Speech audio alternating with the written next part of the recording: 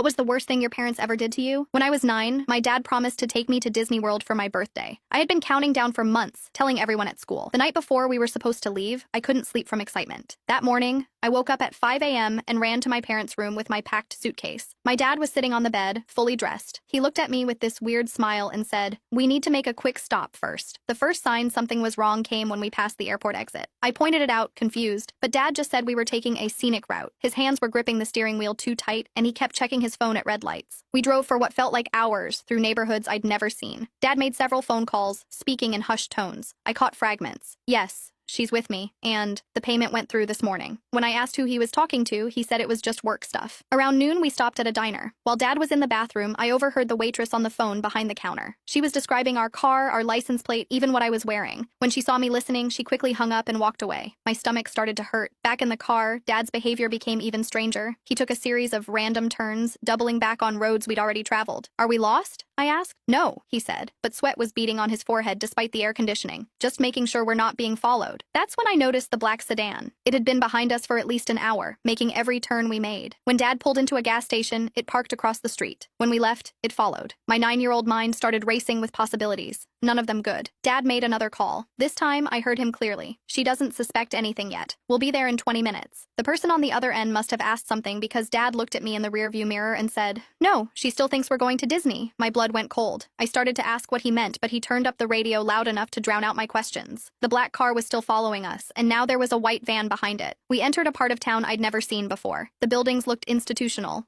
all concrete and small windows. Dad pulled into the parking lot of a massive gray building. The black car and white van followed us in. There was a sign that read, "Riverside Boarding School." Several people got out of the other vehicles. They weren't wearing uniforms like school staff. They looked more like security guards, and they all seemed to know exactly why we were there. One of them walked directly to our car carrying a clipboard and an envelope. My dad got out and spoke with them for several minutes.